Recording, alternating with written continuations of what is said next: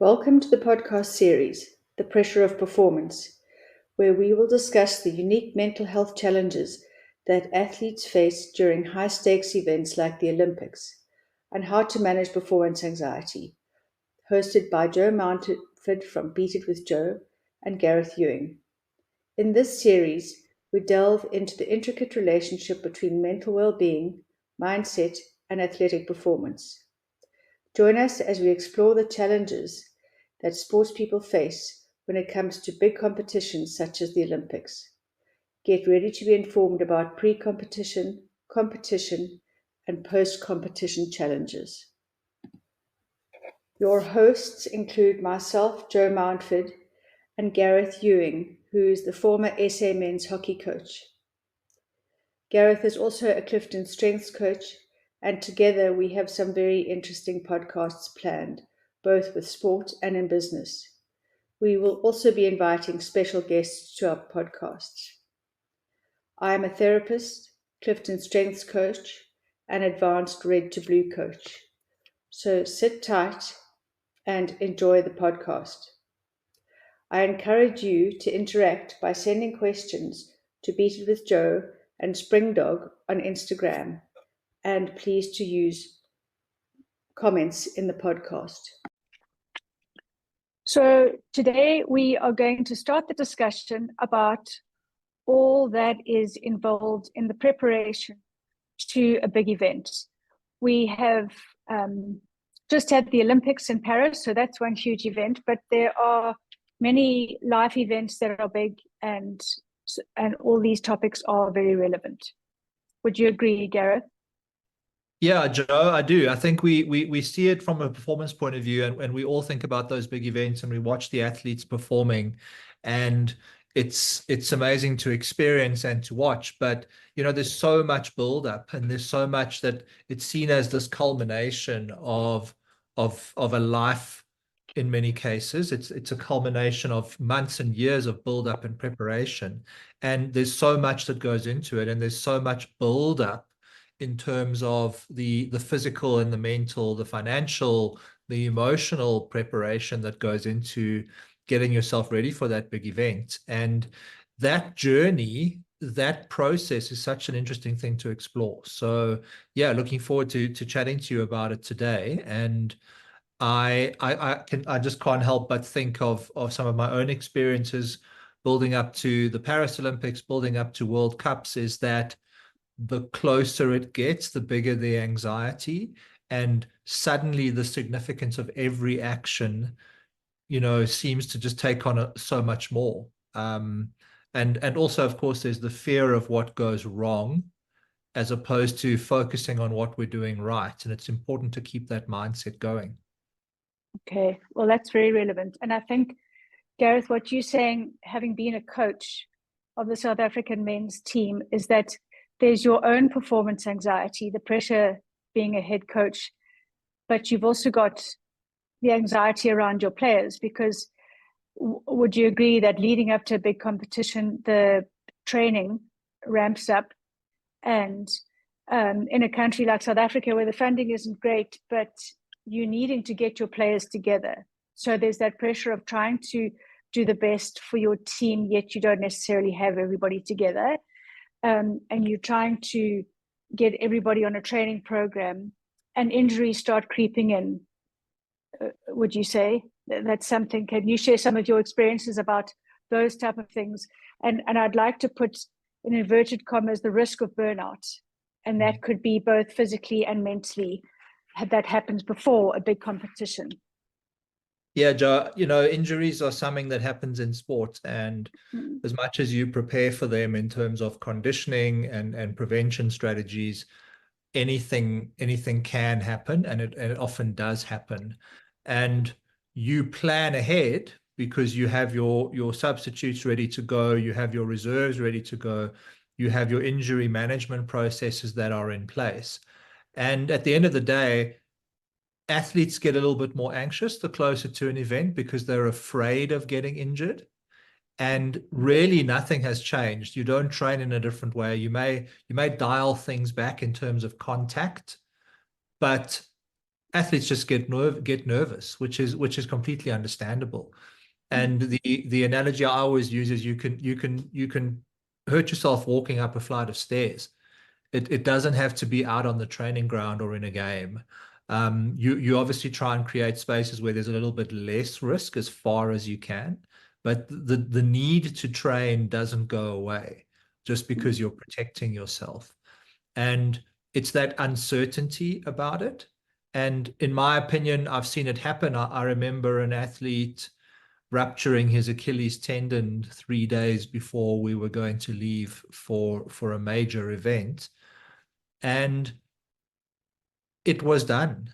And it was 9 months until he could play again. And then the protocols kick in, so the planning kicks in, and you get his replacement in, but that man, his dream for that particular event is over.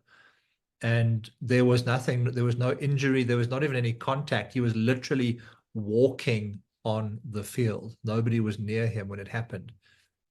So freak stuff does happen, bumps and bruises happen, and it can take an athlete out of their willingness to train, their willingness to train with freedom and their normal relaxation, which is a challenge. And of course, being tentative can often make your body into a defensive posture, which can also actually cause injury in itself.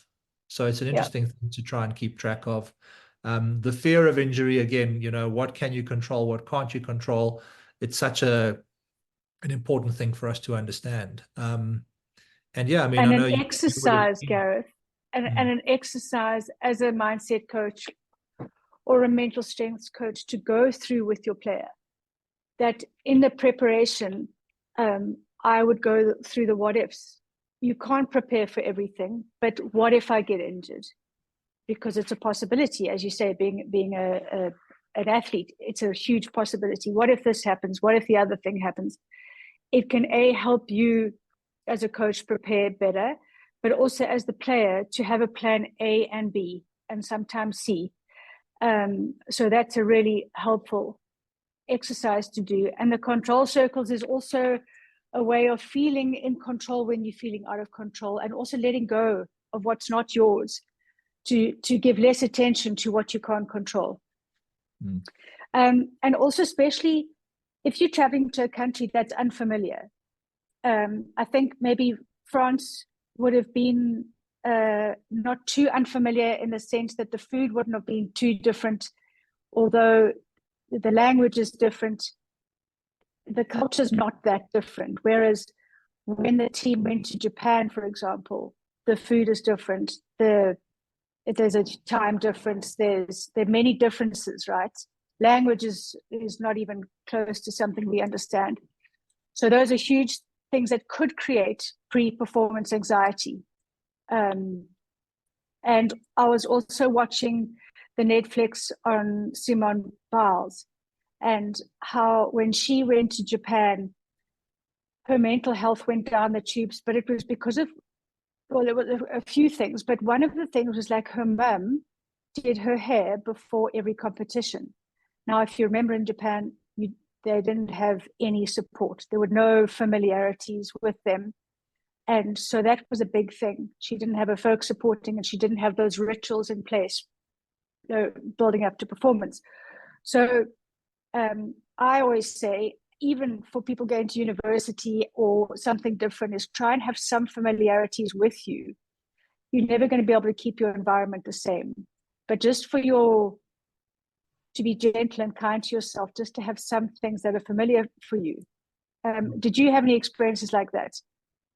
Yeah, absolutely. From my own personal experience, having a little physical anchor, just a small bracelet that I wear on my wrist that reminds me of people close to me. So just to be able to touch it when I was feeling a little bit out of place was very helpful and very useful, and just helped me calm myself.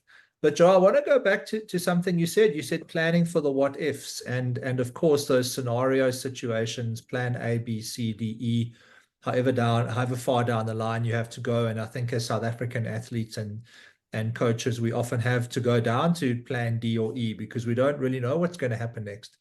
But I think there's another thing about what if, which we sometimes forget about, and that is, what if things really go well, and what if things really go to plan?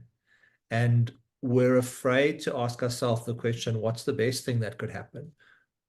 We tend to go for the worst, and often just not being surprised when things go well. Yeah. Because that often creates a different level of performance anxiety. Totally, exactly that. So with the gazing red to blue that we use, is that it's often we don't prepare. Like, what if we get to a point where we've never been before, or a position that we've never been before? Are we ready for those big moments? Do we know what to do next? Have we got a strategy for that? And I'm going to use an example of a diver that I worked with. Julia Vincent has just been to the Olympics. She's the first South African to make the finals at an Olympics. So that's top 12. And in the final, after 3 dives, she was lying position 3. And we hadn't planned for what if you're in the top 5. We hadn't planned for the big moments. We hadn't discussed it. And I think her mind took off the scoreboard to the podium. And unfortunately, she flopped her next 2 dives, which then put her in position 11. So I agree. Like, if you think of the South African men's team, they were so close in so many games that their position could have been so different. And you wonder if they had that discussion, if they had that conversation. What if we get to the quarters? Yeah, it's an interesting question to ask. And of course, we don't know for sure what happened there. But it's that opportunity, and Julia's example is a good one, where you're in a position for a result, and there are layers of performance. There are the expectation perhaps being exceeded of making a final, or is the quarterfinal in the case of the hockey team the ultimate goal, or is actually winning a medal the ultimate goal, and what are we aiming for? And in those situations, how do those situations play out? And it's amazing, I think, the stories that we start to tell ourselves, and we have to tell those stories ahead of time so that we get used to the conversations that start happening in our heads. So, again, what are the tools that you're using? Is it an anchor? Is it conversation with a coach ahead of time? Is it a gazing red to blue tool? Is it a Clifton Strengths tool in my case, where you know how you show up, you know how you respond to certain situations, so that you don't get taken by surprise because you understand your response. And it's actually part of training for me. It's training that response ahead of time. And if there's anything we can learn, it's, again, don't just have the scenarios down on paper, but play those scenarios out in training. In practice, totally. And Gareth, to me, it brings it down to mindfulness. It's being completely aware in that moment that, okay, so now we know what to do for the next move. We know what to do in that next moment, so that when our mind could take off to the scoreboard, or could take off to the final when you're still in the quarters, there is an awareness of being mindful of, okay, my mind is taken off. I need to get back to the present. I need to be on task. And it's having the awareness allows us to communicate with our fellow teammates. And if you're playing an individual sport, it's being able to communicate with your coach, or your coach being able to call you out on it, so that you are able to stay in the moment on task. And being in the moment is mindfulness. Do you agree? It's back to your breath. If it's connecting with your bracelet, if it's putting your toes into the sand, or wherever you are. Yeah, totally. And it's remember, we're talking about what happens before you even get there, and where's that anxiety starting to come from. And it's training it. You train your conditioning, you train your set pieces, you train your technical, you train your tactical. Can you train your mindset? Can you train your mindfulness? And what does that look like in the weeks or months building up. And I Yeah. think you used the word earlier about your rituals. And it's, how do you warm up? How do you wake up? How do you go to sleep? And all the stuff that happens in between, and how much of that is just consistent so that we stay measured and we stay balanced and we stay anchored in those small actions rather than thinking that it's going to be different, hi Kat, rather than thinking it's going to be different just because it's Yeah. now consequence attached. And that the decisions are intentional. I'm working with two tennis players at the moment, and I explained to them about the mindset coaching, using the mindset. I was like, I say to them, you would never pitch up at a tennis match without having practiced your serve, for example, and think, okay, I'm only going to use my serve when I play a match. It's the same that people think I'm only going to need my mindset when I'm under pressure and in a match. So you've got to practice your mindset like you practice your serve, like you practice everything else, so that when the pressure's on, it comes as naturally as your serve, as your forehand, as your backhand. Yeah. That's the big thing, because performance anxiety is a huge part of many athletes' struggles, isn't it? The fear of failure plus the fear of success. And I once said to one of the divers that I work with, she kept on stopping on her dive. And I said, if you don't try, you're guaranteed failure. And that just shifted her thinking. She was like, okay, I've got that. What about from your experience? If let's talk about a World Cup or an Olympics or whatever. That fear of failure, how does it get in the way? How does it manifest? How do different players present or handle it? Or I think my biggest experience of that is the closer you get to an event, the kind of the more difficult it is for people to be around each other, because they start to, they get keyed up, they start to snap at each other, they are, they're acting out, and it's because their anxiety is there. And of course, you're not best of friends with everybody that you're in a team with, and you do need your own space, and we'd always try and find space for people. But the closer you get, there's almost like a weight that starts to settle down on the team, and people kind of jockey for position in terms of their own mental space, and it get a little bit snippy with each other. okay.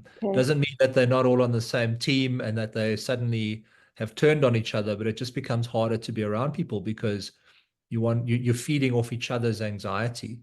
So it's how to manage that, and how to notice it.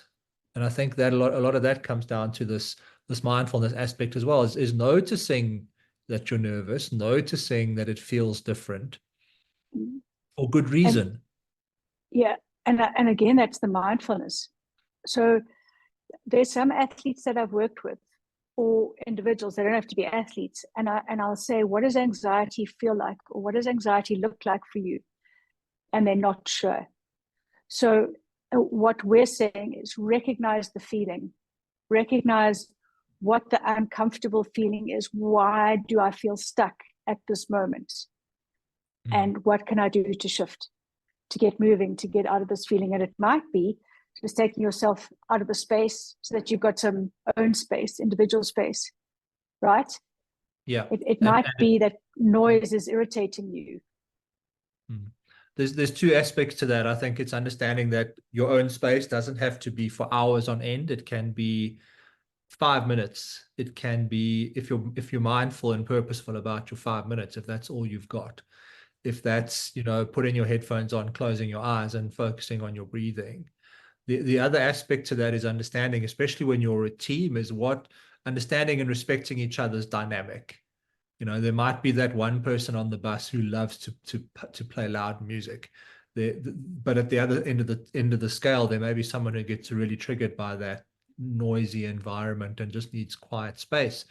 So how can we be mindful of each other and learn what the other person on the team needs to be successful. And of course, we're dealing with individuals here in a team, or we're dealing with individuals in individual sports. But even then, they are often with other athletes, because, you're all going to the gala and you're going to swim your own event, or you're going to dive, but you're there with the rest of the divers. You're separate but together. And again, it's awareness, and it's repeating it over and over again before we get to that final crunch situation, so that there's as much familiarity as possible, so that it's what can we get on top of? Can we practice our pre-game warm-up before we're in the game? So we're doing it 2 or 3 weeks ahead of time, or months ahead of time, so that those routines are the same. And then again, it's what does mindful time look like for you? Exactly. Now, I think it's a good idea to end our episode 1 there, and we can look forward to competition and post-competition struggles in our next podcast. So please, could you support our podcast by subscribing and sharing with your friends and family? It would be great if you can leave a 5-star review. And you can join our community so together we can support and improve each other's lives. So both Gareth and myself are on social media, and you can contact us via these means, and you'll see all of our details in the transcription. So we encourage you to support the podcast by subscribing to the Beet It with Jo YouTube channel. And then you will find our social media links, as I said, on the podcast. So if you could follow on Instagram and Facebook. Thank you for listening, and we will continue with this topic in episode 2. So stay tuned. The disclaimer is, please be advised this podcast discusses topics related to mental well-being, personal experiences, and societal issues. The views and opinions expressed by the host and guests are personal and may not reflect the views of everyone in the community. While we aim to inspire and support, please remember that individual experiences with mental health and sports can vary significantly. If you or someone you know is facing challenges related to mental health or requires support, we strongly encourage seeking professional help. The discussions in this podcast are intended for informational and educational purposes only and should not be considered a substitute for professional advice. We are committed to creating a supportive space and that foster dialogue and empowerment, but acknowledge that every journey is unique. Thank you for joining us on this journey, and we hope you find motivation and encouragement in our conversations.